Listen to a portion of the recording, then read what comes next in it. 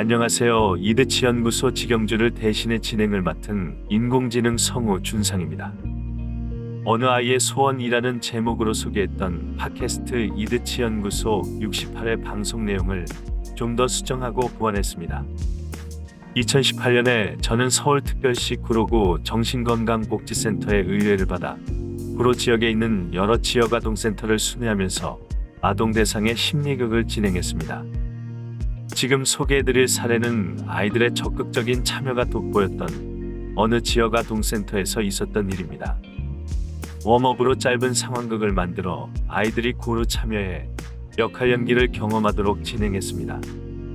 아이들의 적극적인 참여 덕분에 이번에는 작가 겸 연출가를 먼저 정하고 연출가를 맡은 아이가 직접 원하는 상황과 역할과 배우를 정해서 연극을 진행하도록 부탁했습니다. 저는 아이들의 자발성과 창조성을 위해 무대에서 물러나 개입을 최소화했습니다. 매 상황극마다 계속 손을 들어 지원하는 아이가 있었습니다. 그 아이는 작가 겸 연출가를 원했으나 고학년 아이들에게 밀려 계속 배우를 지원했습니다. 상황극을 진행할 때마다 그 아이는 주인공이 된 것처럼 계속 분위기를 주도했습니다. 나이가 어려서 사용하는 어휘에 한계가 있어 보였지만 그래도 다양한 역할들을 잘 수행했고 재치 있는 모습을 보였습니다. 그 아이의 자발성과 창조성이 돋보였지만 가급적 많은 아이들이 참여하도록 그 아이의 참석을 조율하는 것이 적절하다는 판단이 들어서 저는 여러 번 그 아이에게 다른 아이들에게도 연극에 참여할 수 있도록 양보해 주기를 부탁했습니다. 아이는 저희 부탁에 응해 주었고 계속 혼잣말하는 모습을 보였습니다. 그 아이는 계속 작은 목소리로 아빠한테 부탁해서 엄마랑 함께 살고 싶어. 라는 말을 반복했습니다. 그 아이의 말에서 간절한 마음이 느껴졌습니다. 아이의 말을 그냥 흘러보낼 수 없다는 생각이 들었습니다. 저는 역할극을 마무리한 뒤 아이들에게 양해를 구하고 잠시 그 아이와 조용한 곳으로 가서 대화를 나누었습니다. 저는 아이에게 지금 이 시간 나만의 연극을 만들고 싶다면 어떤 연극을 만들고 싶은지 물어보았습니다. 아이는 진지한 태도로 아빠한테 부탁해서 엄마랑 함께 사는 연극을 하고 싶다고 말했습니다. 연출은 저에게 맡기겠다고 했습니다. 저는 그렇게 하겠다고 답한 뒤 다시 무대로 돌아와 아이들에게 양해를 구하고 한 아이를 위한 연극을 진행하고 싶다고 말했습니다. 저는 그 아이에게 아빠와 엄마, 배우를 섭외해달라고 부탁했습니다. 아이는 곧바로 사무실로 달려가 한 사회복지사에게 아빠 역할을 해달라고 부탁했습니다. 사회복지사는 흔쾌히 수락했습니다. 연극이 시작되자 아이는 가상의 아빠에게 아빠, 나 엄마와 함께 살고 싶어. 라고 말했습니다.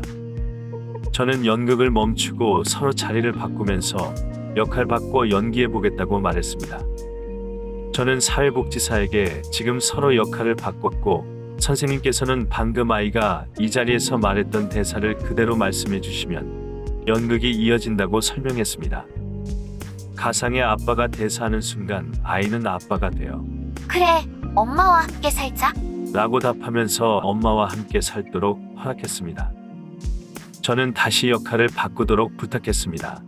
가상의 아빠가 그래 엄마와 함께 살자 라고 말하는 순간 아이는 매우 기뻐하는 모습을 보였고 순간 저는 제 안에 밀려드는 감정을 느꼈습니다.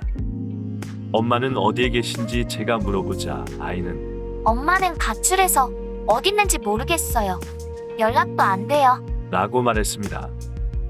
엄마를 어떻게 찾아야 할지 아이에게 물어보자 아이는 뒤편에 앉아 심리극 참관 중인 한 사회복지사에게 선생님, 엄마 해주세요.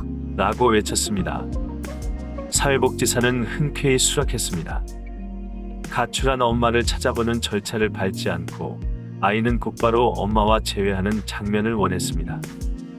연극이 시작되자 아이는 가상의 엄마에게 달려가 힘껏 안으며 엄마, 보고 싶었어. 라고 외쳤습니다. 그리고 밝은 표정으로 엄마 잘 지냈어? 나는 잘 지냈어. 라고 말했습니다.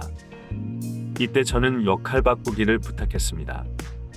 엄마 역할을 맡은 아이는 다시는 헤어지지 말고 행복하게 잘 살자. 라고 말했습니다. 다시 역할을 바꿔서 진행해 보았습니다. 우리 다시는 헤어지지 말고 행복하게 잘 살자. 라고 가상의 엄마가 말하자 그 아이는 응, 우리 행복하게 살아. 라고 답했습니다. 저는 잠시 관객들에게 양해를 구하고 그 아이와 조용한 곳으로 가서 대화를 나누었습니다. 이번에는 사회복지사 한 분이 함께했습니다. 저는 아이에게 방금 했던 연극이 사실인지 물어보았습니다. 아이는 사실이고 엄마가 가출했다고 말했습니다. 지금 몇 학년인지 물어보자 아이는 밝은 얼굴로 손가락 2개를 펴 보이며 2학년이라고 답했습니다. 순간 제 눈에서 참았던 눈물이 나왔습니다. 더 이상 아이에게 질문할 수 없었습니다. 저는 담당 사회복지사에게 아이를 데리고 먼저 들어가 달라고 부탁했습니다. 그리고 잠시 나만의 시간을 가졌습니다. 감정을 조절하면서 다시 프로그램실로 되돌아가면서 아이를 위해 어떻게 이 연극을 마무리 지으면 좋을지 생각해 보았습니다. 저는 아이에게 나중에 어른이 되었을 경우를 상상해보고 어떤 삶을 살고 싶은지 물어보았습니다. 그러자 아이는 잘 모르겠다고 답했습니다. 그래서 저는 아이에게 결혼과 자녀 계획에 대한 생각을 말해달라고 부탁했습니다. 아이는 결혼할 생각도 없고 자녀를 가질 계획도 없다고 답했습니다. 지금 동생이 있는데 하나 있는 동생을 챙기는 것도 힘들어서 자녀는 없으면 좋겠다고 말했습니다. 저는 그 아이에게 이제 연극을 마무리 지을 시간이 되어서 연극 하나만 하고 마무리 지어야 할 것 같아요. 마지막으로 제가 만든 연극의 주인공이 되어주겠어요. 라고 말했습니다. 아이는 흔쾌히 수락했습니다. 저는 그 아이에게 엄마 역할을 부탁할 테니 관객 중에서 딸이 되어줄 사람을 한 명 불러달라고 부탁했습니다. 주인공은 평소 좋아하는 언니에게 딸이 되어 달라고 부탁했습니다. 열심히 공부하고 엄마 말 잘 들어, 알았지? 그 아이는 엄마가 되어 밝은 표정으로 가상의 딸에게 아낌없이 칭찬하는 모습을 보여주었습니다. 심리극을 마무리 지으면서 역할극에 참석한 아이들과 소감을 나누었습니다. 그리고 그 아이에게도 소감을 부탁했습니다. 엄마를 만나서 좋았고 엄마가 같이 살자고 말해서 좋았어요. 엄마랑 같이 살고 싶어요. 라고 말했습니다. 심리극이 끝나고 저는 심리극에 함께 한 모든 사람들과 인사 나누었습니다. 그 아이를 마주하는 순간 저는 수고했고 고맙다고 말했습니다.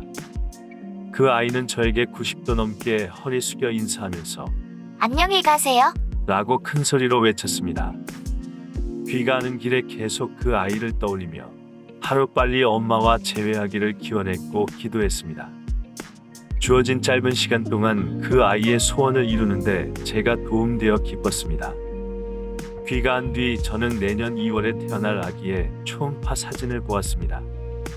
오늘 심리극에서 만난 그 아이 덕분에 저는 아버지로서, 어른으로서, 정신건강사회복지사로서 아이들을 귀하게 대해야 한다는 강한 의무감을 느꼈습니다. 이 의무감을 잊지 않겠습니다. 그리고 실천하겠습니다. 이상 어느 아이의 소원이라는 제목의 심리극 사례 공유였습니다. 끝까지 시청해주셔서 감사합니다.